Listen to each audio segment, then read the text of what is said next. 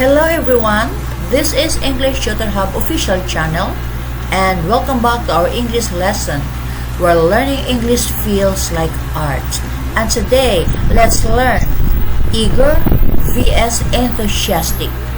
Ano ang pagkakaiba? With Tagalog examples. Let's dive in. Eager vs enthusiastic. Short introduction. Both eager and enthusiastic show positive feelings, but they are slightly different. Eager, very excited and impatient to do something soon. Tagalog, sabik, atat, hindi makapaghintay.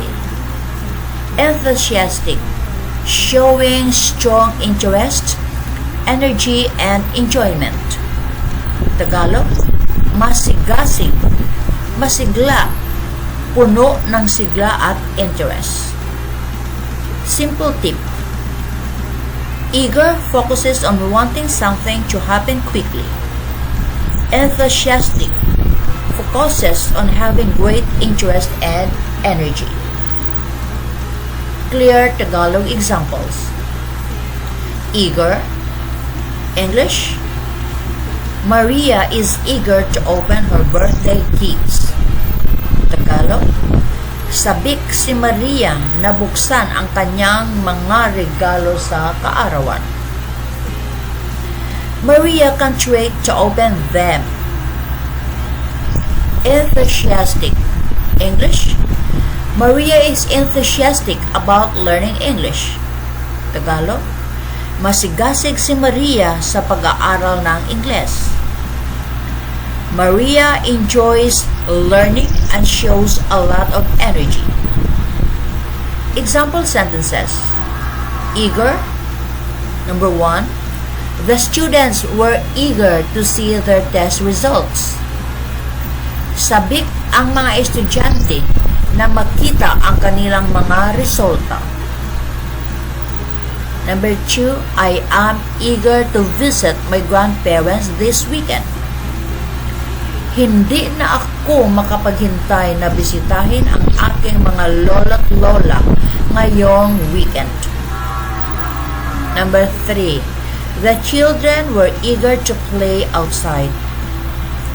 Sabik na sabik ang mga bata na maglaro sa labas.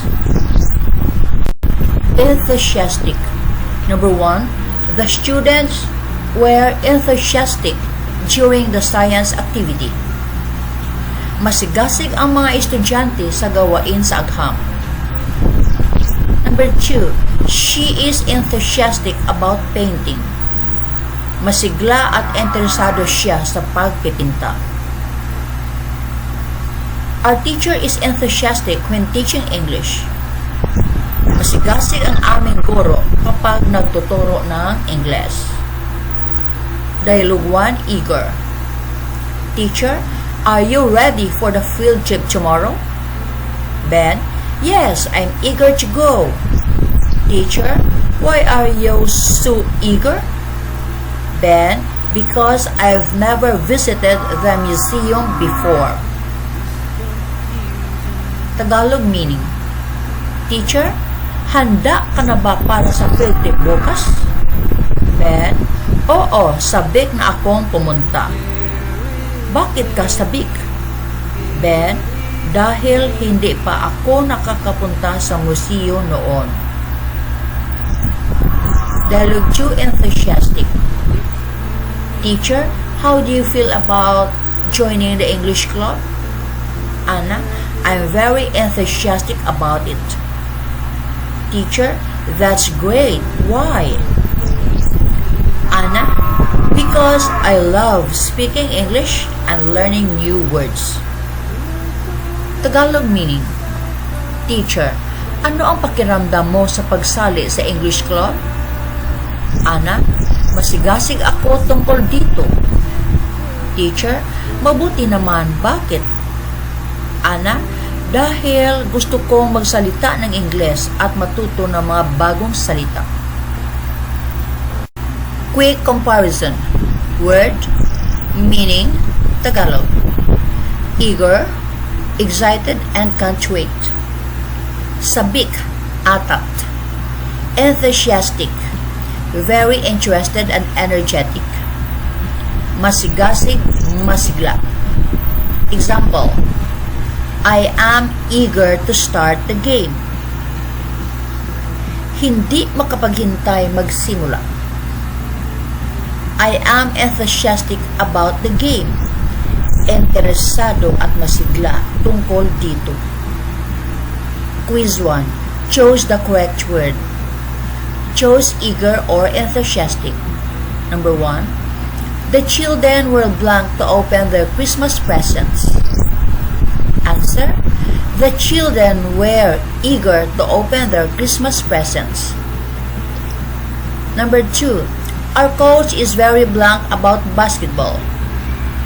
Answer. Our coach is very enthusiastic about basketball.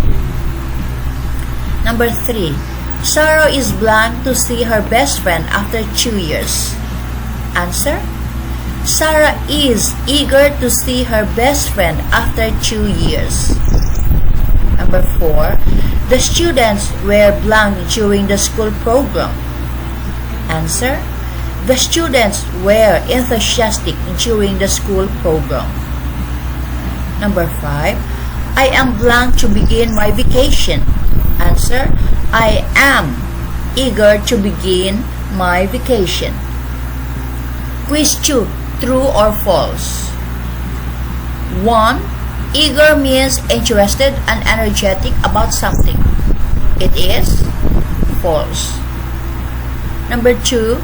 Enthusiastic can describe someone who shows excitement and energy. It is true. Number 3. Eager often means she can't wait for something. It is true. Number 4. Enthusiastic focuses more on interest than impatience. It is true. Challenge. Fill in the blanks with eager or enthusiastic. Number 1. I am blank to watch the new movie tonight. Answer. I am eager to watch the new movie tonight. Number 2. My sister is blank about learning Korean. Answer. My sister is enthusiastic about learning Korean. Number 3. The players were blank to start the match. Answer. The players were eager to start the match. Number 4. Our teacher is always blank when teaching. Answer. Our teacher is always enthusiastic when teaching.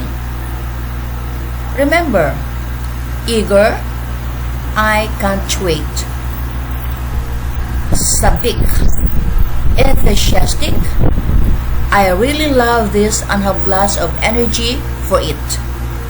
Masigasig. So this video ends here about eager vs enthusiastic. Ano ang pagkakaiba with Tagalog examples? Thanks for watching.